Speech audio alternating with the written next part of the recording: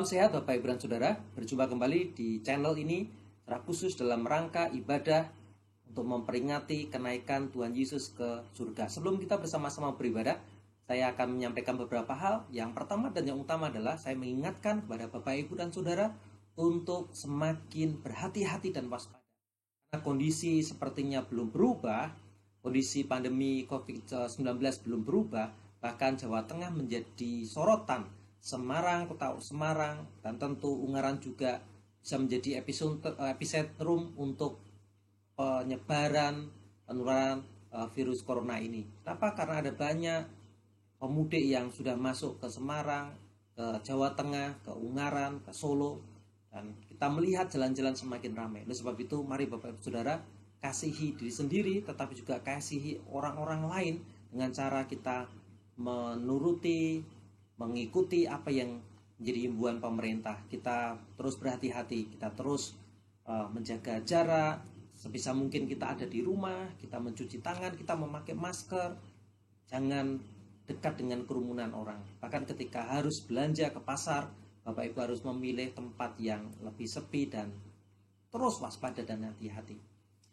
Yang berikutnya saya ingin menyampaikan bahwa Mas Yusef, Saudara Yusef, untuk sementara minta izin pulang ke Pemalang, bukan dalam rangka mudik, tetapi ada beberapa urusan keluarga, ya, diantaranya pasti berkaitan untuk rencana pernikahan. Kita doakan supaya semuanya boleh berjalan dengan lancar dan Mas Yusef akan segera kembali ke Ungaran untuk bersama-sama dengan kita di dalam pelayanan seperti sebelumnya.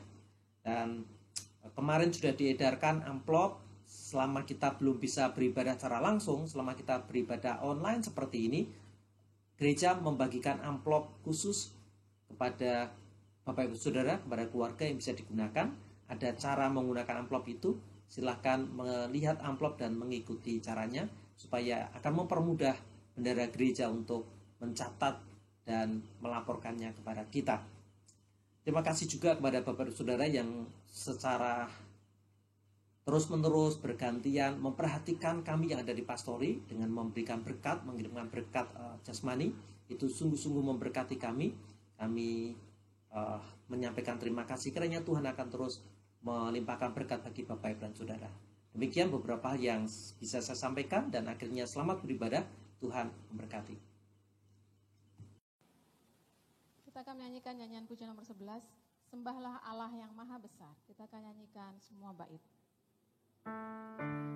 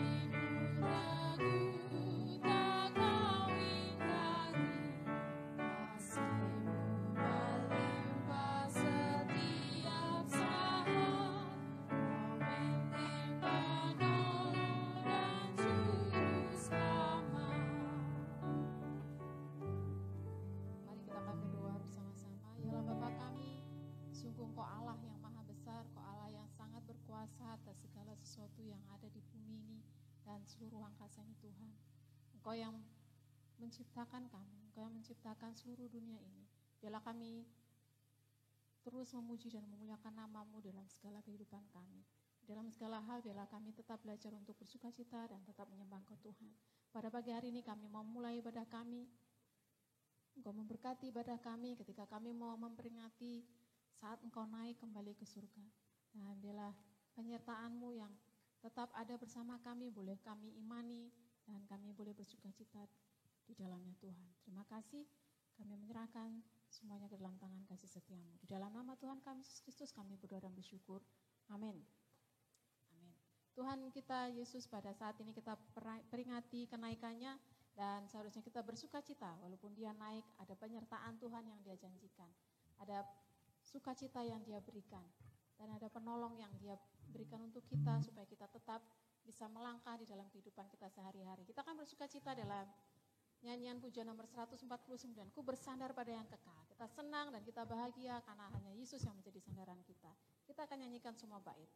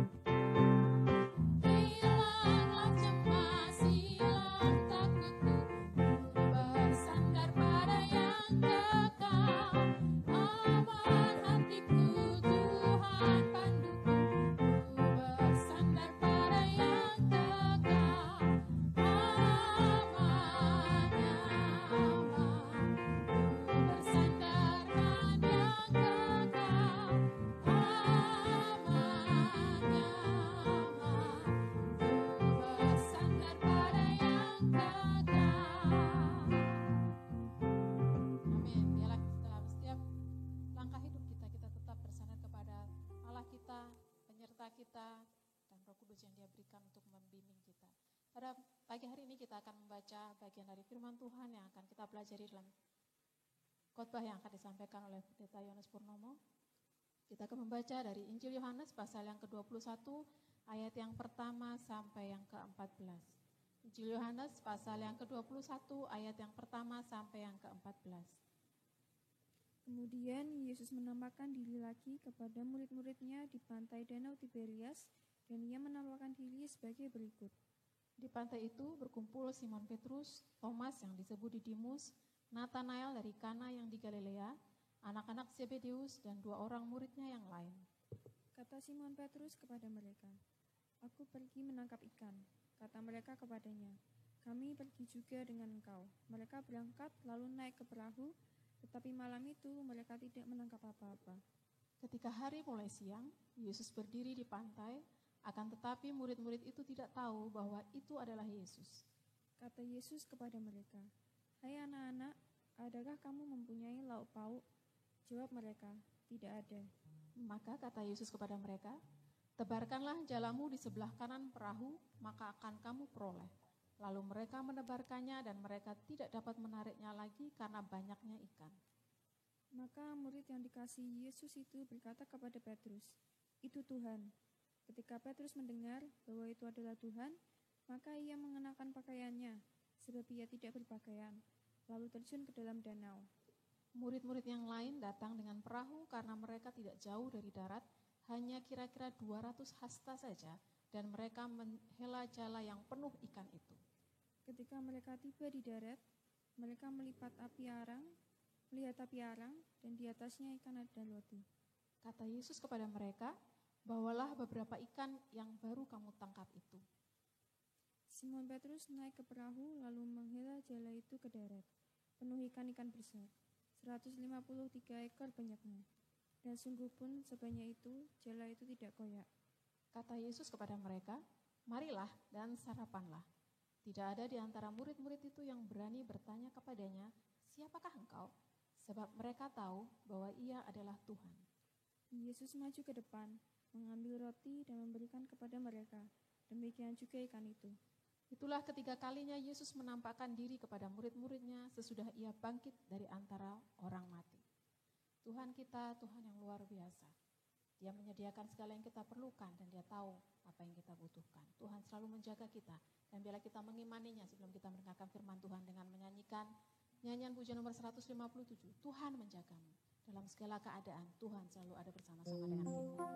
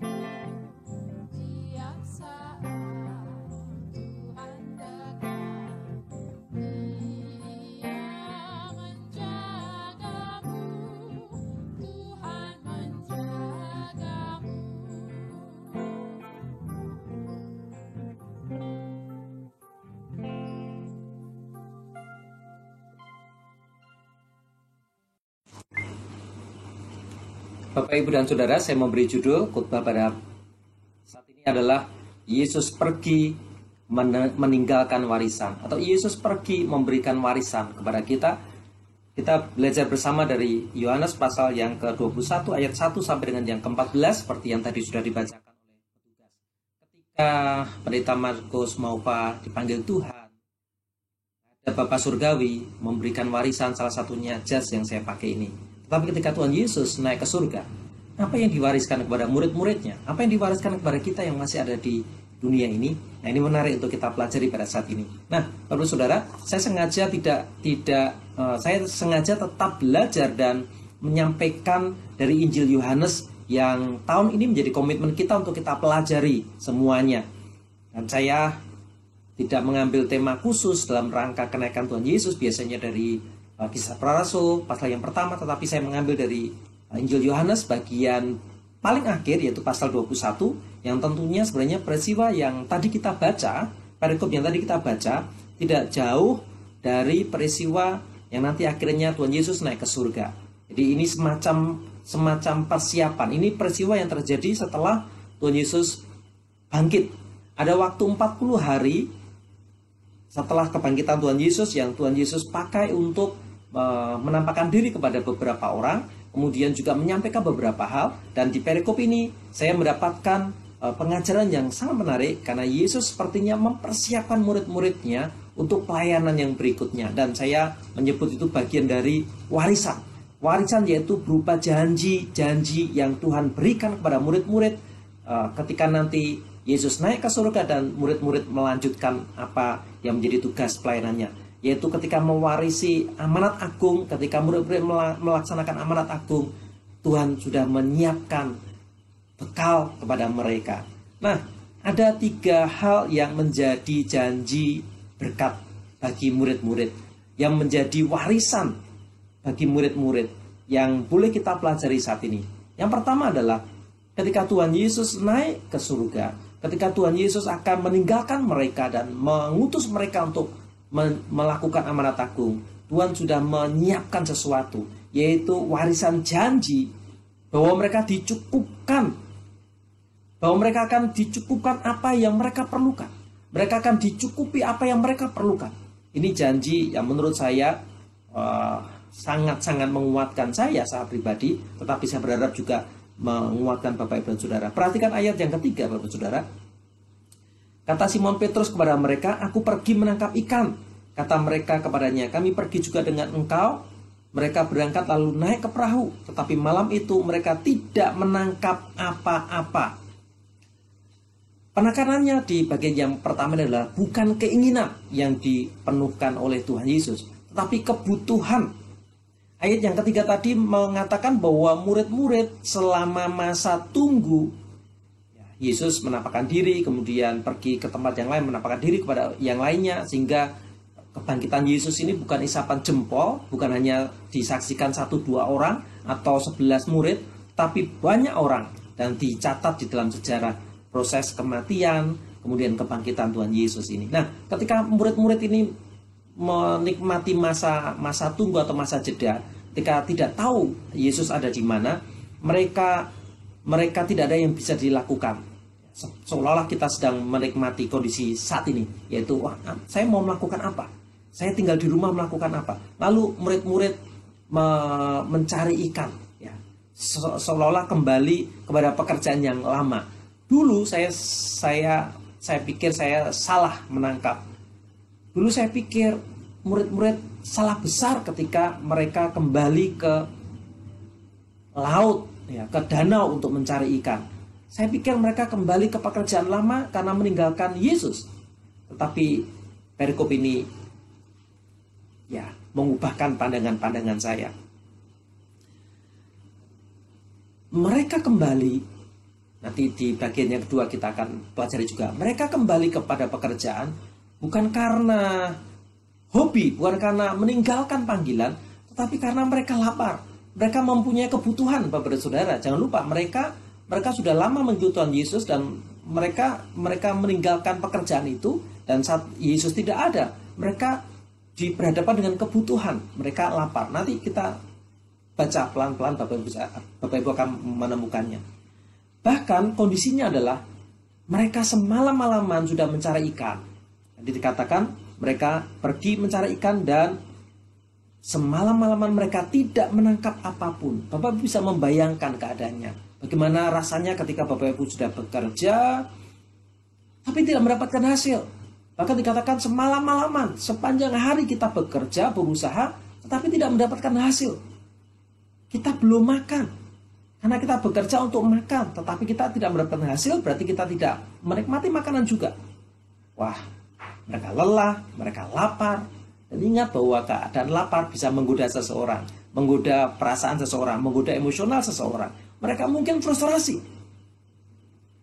Dan apa yang Yesus lakukan, Bapak Saudara? Dia menemui para murid yang gagal itu.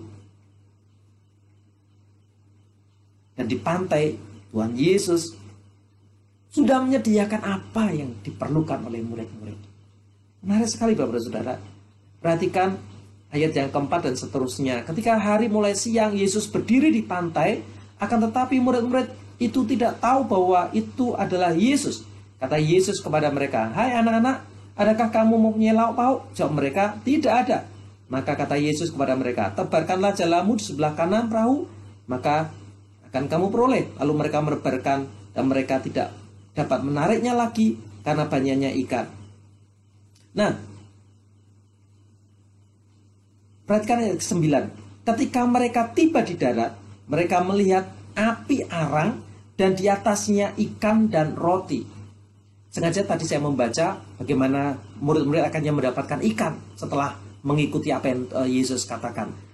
Tetapi ayat ke-9 menarik bahwa ketika Yesus menghampiri murid-murid yang gagal itu, ketika Yesus menghampiri murid-murid yang kelelahan, yang kelaparan itu, murid-murid yang frustrasi itu, ternyata Tuhan Yesus sudah menyediakan arang, bahkan roti dan ikan. Artinya sederhana, Yesus menyediakan kebutuhan murid-murid pada saat itu. Secara tersirat, sederhana sekali. Yesus tahu persis apa yang murid-murid perlukan, dan Yesus menyediakan. Sebab itu mari Bapak dan Saudara, bagian pertama, sebagai murid-murid Yesus yang sementara ditinggalkan atau diutus di dunia ini untuk menjalankan pelayanan, untuk melakukan amanat agung dan hukum yang terutama. Ingatlah bahwa Tuhan tahu apa yang menjadi kebutuhan kita. Tuhan memberikan sesuai kebutuhan kita, bukan keinginan kita. Ini warisan yang perlu kita pegang, yaitu janji bahwa Tuhan akan memberikan sesuai apa yang kita butuhkan. Yang kedua, warisan janji apa? Yaitu apa yang diusahakan murid-murid akan diberkati Tuhan. Ini warisan janji juga, Bapak Saudara. Perhatikan ayat yang ke-6. Maka kata Yesus kepada mereka, "Tebarkanlah jalamu di sebelah kanan." Ayat yang ke-10. Kata Yesus kepada mereka, "Bawalah beberapa ikan yang baru kamu tangkap itu." Nah, Bapak Saudara, sekali lagi, saya mengira dulu, saya mengira bahwa Tuhan akan sangat marah karena murid-murid seolah meninggalkan panggilan dan kembali ke pekerjaan lama. Namun sekarang pemahaman saya berbeda, yaitu mereka sedang menikmati masa tunggu. Seperti yang tadi saya katakan, mereka lapar, mereka harus berusaha untuk bisa makan, mereka belajar untuk mandiri, supaya mempunyai harga diri, tidak meminta, tetapi mereka mengusahakan untuk dirinya sendiri. Dan reaksi Yesus ketika Yesus menemukan para muridnya melaut, bukan marah besar, Bapak Saudara. Bukan marah besar, tetapi justru memberikan cara. Dengan bahasa sederhana sebenarnya merestui, meridoi apa yang murid-murid lakukan pada saat itu. Bahkan setelah Yesus menyampaikan arahan supaya menebarkan jala di kanan. Bayangkan Bapak Saudara, para murid khususnya Petrus dan saudara-saudaranya Petrus adalah adalah nelayan, sangat mahir di dalam mencari ikan, tetapi mereka mengalami kegagalan. Dan Yesus mengatakan, "Tebarkanlah jalamu di kanan." Yesus tidak marah, "Ngapain kamu cari ikan? Bukankah aku akan menjadikan engkau penjala manusia?" Tidak, tetapi Yesus memberikan perintah, "Tebarkanlah jalamu di sebelah kanan." Ini sekali lagi seperti Tuhan Yesus meneguhkan, it's okay. Bahkan Tuhan memberikan cara. Yesus peduli dengan usaha muridnya. Yesus memberikan cara dan Yesus memberkati usaha itu. Yesus tidak mengutuki, tetapi dengan kasih Yesus menolong murid-muridnya di dalam berusaha. Hal lain yang Tuhan Yesus tunjukkan adalah Yesus memberkati usaha mereka, sekalipun Yesus sudah menyiapkan api, menyiapkan roti, menyiapkan ikan untuk mereka bisa makan sarapan, tetapi Yesus memberkati usaha mereka dan Yesus meneguhkan usaha mereka dengan cara memberikan perintah kepada Simon Petrus tadi untuk mengambil ikan. Tidak serta-merta Yesus, udahlah, nggak usah menjala, ayo makan sini aku sediakan, tidak. Tetapi ketika akhirnya mereka mendapatkan ikan, Yesus meminta, bawalah ikan itu.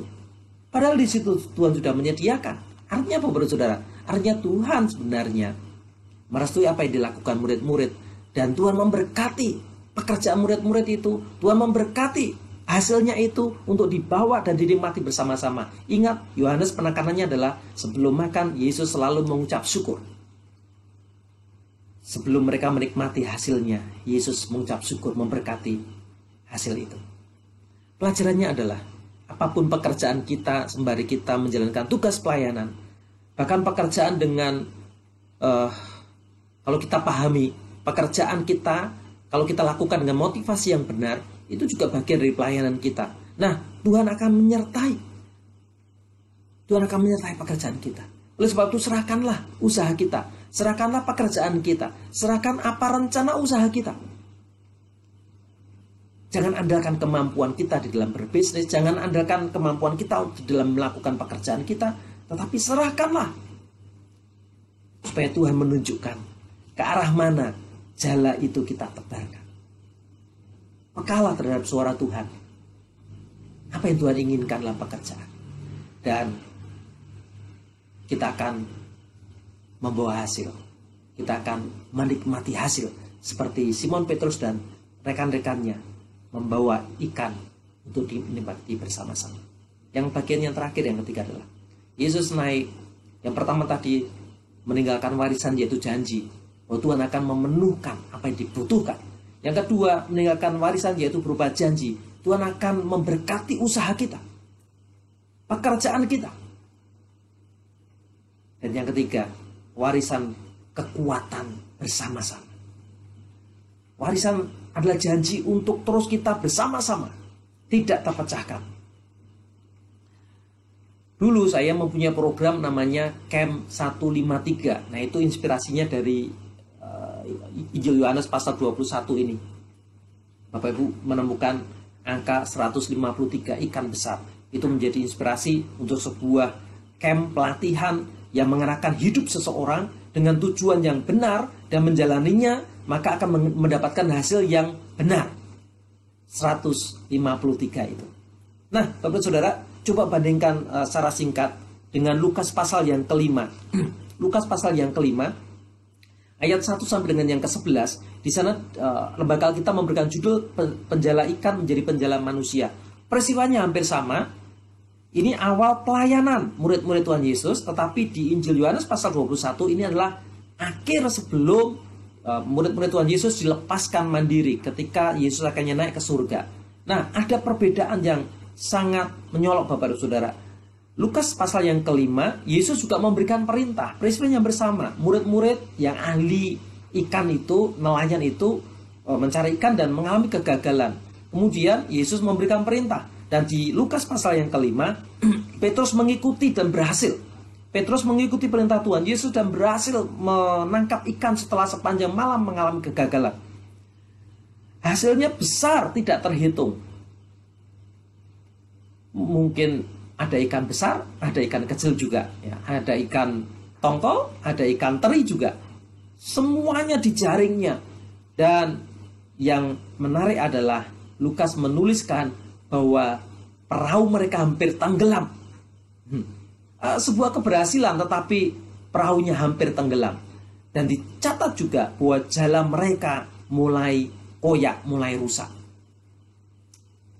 Sedangkan di Injil Yohanes pasal yang ke-21, di akhir pelayanan bersama dengan Tuhan Yesus, sebelum Tuhan Yesus naik, peristiwanya hampir sama. Dan sangat memungkinkan karena murid-murid Tuhan Yesus sudah lama meninggalkan pekerjaan mencari ikan itu, karena mereka harus bersama Yesus berkeliling kemanapun. Kemungkinan mereka sudah tidak mempunyai perahu, kemungkinan mereka sudah tidak mempunyai jala. Dan yang terjadi di perikop ini sangat dimungkinkan murid-murid ini pinjam perahu dan pinjam jala sebenarnya, punyanya orang lain. Dan perhatikan Bapak dan Saudara, nanti apa yang Tuhan Yesus lakukan kepada mereka. Ini janji warisan kepada kita juga. Yesus tidak ingin mereka mendapatkan malu karena merusakkan jala yang mereka pinjam, atau mungkin bisa menenggelamkan perahu yang mereka pinjam ya. Karena di Lukas dituliskan 2 perahu itu hampir tenggelam karena banyaknya ikan itu. Nah, yang didapatkan adalah ketika Petrus dan teman-temannya menebarkan jala di sebelah kanan, mereka mendapatkan ikan dalam jumlah yang cukup besar, tetapi Yohanes menuliskan detail jumlahnya yaitu 153. Dan secara kualitas dituliskan juga, itu bukan ikan kecil-kecil, bukan ikan sembarangan, tetapi 153 ikan besar. Dan yang paling menarik adalah, sekalipun demikian, perahunya tidak tenggelam dan jalannya tidak terkoyakkan. Jaring itu tidak robek. Saya secara cepat saja Bapak Saudara mau menyampaikan hal yang sederhana. Mau memilih menjaring dapat banyak ikan namun nggak jelas ikannya dan pada akhirnya jaringnya robek, atau menjaring ikan dengan hasil yang pasti, dengan hasil tertentu yang pasti, kualitasnya juga pasti dan jalannya tidak terkoyakkan. Pasti kita memilih yang terakhir tadi. Nah, ada banyak orang Kristen pengennya cepat melihat gereja itu besar. Apa saja yang besar, bisa gedungnya, bisa jumlahnya. Pengennya cepat seperti itu. Saya bersyukur Bapak Ibu kemarin di ulang tahun gereja memberikan banyak kesaksian bagaimana Bapak Ibu setia dengan gereja Baptis Kedunggaran yang secara terlihat mata kita memang kecil, jumlah kita tidak seberapa, tapi ada banyak orang akhirnya bahkan meninggalkan gereja yang kecil itu, pindah ke gereja yang besar. Karena apa? Pengen melihat yang besar, pengen melihat yang besar. Tetapi apa gunanya gereja besar? Tapi sebenarnya di dalamnya tercapek-capek, terpecah-pecah, di dalamnya tergoyahkan. Jaring itu tidak mampu menampung ikan besar yang tidak tahu jenisnya seperti apa dan tergoyahkan. Tuhan sedang mewariskan janji kekuatan dalam pelayanan kita Bapak Saudara, bahwa kepada murid-muridnya pada waktu itu, bahwa mereka akan mencari jiwa yang jelas, yaitu 153 ikan dan besar. Tetapi jaring mereka tetap utuh, mereka tetap bersatu. Memang dalam perjalanannya setelah Yesus naik ke surga, Tuhan memanggil Rasul Paulus. Rasul Paulus sempat berbeda pendapat dengan Rasul Petrus, tetapi bukan berarti mereka terpecah. Bukan berarti jaringnya robek, tidak. Tetapi mereka tetap bekerja sama, melakukan bagiannya masing-masing.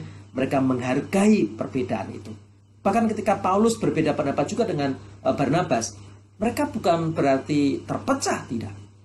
Tetapi mereka tetap menjadi rasul yang setia dalam pelayanan untuk melakukan amanat agung. Mari Bapak Ibu Saudara, kita tetap semangat dalam pelayanan. Meskipun kita tidak berjumpa secara langsung dengan Tuhan Yesus, namun Tuhan akan menolong kita supaya kita menangkap ikan 153 yang besar. Ini dalam tanda kutip. Artinya kita mulai mengarahkan sesuatu yang lebih jelas. Dan gereja kita tidak akan terkoyakkan lagi. Gereja kita tidak akan terkoyakkan, terpecahkan lagi. Asal kita sama-sama mengikuti perintah dari Tuhan Yesus. Tebarkan jalamu di sebelah kanan perahu. Mari kita bersama-sama bersatu hati mendengarkan apa yang Tuhan inginkan, dan kita bersatu hati melakukannya. Sehingga jaring kita tidak koyak, gereja kita tidak koyak, karena kita mendapatkan warisan, yaitu kekuatan bersama. Ketika Yesus naik ke surga, memberikan warisan kepada kita, yaitu bahwa kita menerima janji Tuhan akan memenuhkan kebutuhan kita. Bukan keinginan kita, tetapi kebutuhan-kebutuhan kita. Seperti Tuhan menyediakan makanan bagi murid-muridnya pada waktu itu. Yang kedua, Tuhan memberikan warisan janji, yaitu akan memberkati usaha kita, pekerjaan kita. Dan yang ketiga, Tuhan memberikan warisan kekuatan, kebersamaan, persatuan untuk bisa menjalankan amanat agung, supaya nama Tuhan dipermuliakan. Tuhan memberkati.